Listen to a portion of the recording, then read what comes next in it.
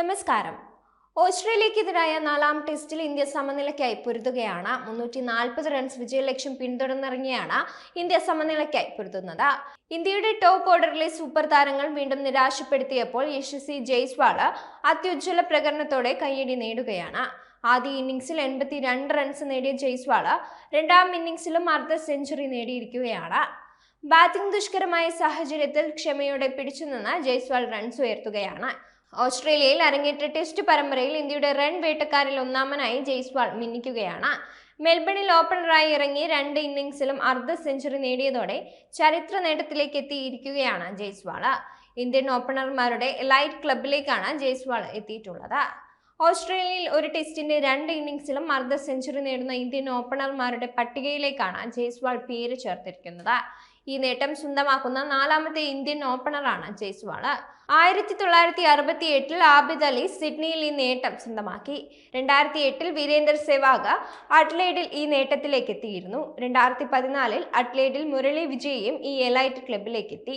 ഇതിനുശേഷം ഈ നേട്ടം സ്വന്തമാക്കുന്ന ആദ്യത്തെ ഇന്ത്യൻ ഓപ്പണറാണ് ജയ്സ്വാൾ. ഇടം കയ്യൻ ഓപ്പണർ ഇന്ത്യയുടെ അടുത്ത സൂപ്പർ താരമായി മാറിക്കഴിഞ്ഞു. T20യിലും ടെസ്റ്റിലും ഒരുപോലെ ഇന്ത്യക്കായി മിന്നിക്കാൻ യുവ ഓപ്പണർക്ക് സാധിക്കുന്നുണ്ട്. എന്നാൽ ഏകദിനത്തിൽ അരങ്ങേറാൻ ജയ്സ്വാളിന് സാധിച്ചിട്ടില്ല. വൈകാതെ ഏകദിനത്തിലും ഓപ്പണറായി ജയ്സ്വാൾ എത്തിയേക്കും. ഇടവേളയ്ക്ക് ശേഷം ഇന്ത്യക്ക് ലഭിക്കുന്ന മികച്ച ഇടം കയ്യൻ ഓപ്പണറാണ് ജയ്സ്വാൾ. ഈ ബോർഡർ ഗവാസ്കർ ട്രോഫിയിൽ ഇന്ത്യക്കായി 300 റൺസ് പിന്നിടുന്ന ഏക താരമാണ് ജയ്സ്വാൾ. ഇന്ത്യൻ പിച്ചുകളിലെ മിന്നും പ്രകടനത്തിന് ശേഷം ജയ്സ്വാൾ ഓസ്ട്രേലിയയിലേക്ക് എത്തുമ്പോൾ പ്രകടനം എങ്ങനെയാകുമെന്ന ആകാംക്ഷ എല്ലാവർക്കും ഉണ്ടായിരുന്നു. എന്നാൽ 23-കാരനായ താരം ഇന്ത്യയുടെ പ്രതീക്ഷയ്ക്കൊത്തുയർന്നു. പെർത്തിൽ സെഞ്ചുറി അടക്കം നേടിയ താരത്തിന് മെൽബണിലും മിന്നും പ്രകടനത്തോടെ കയ്യടി നേടിയെടുക്കാനായിട്ടുണ്ട്. രോഹിത് ശർമ്മ ഓപ്പണർ എന്ന നിലയിൽ നിരാശപ്പെടുത്തുകയാണ്. ഈ സമയത്തും യുവതാരം ടീമിനെ മുന്നോട്ട് കൊണ്ടുപോകുന്നുണ്ട്.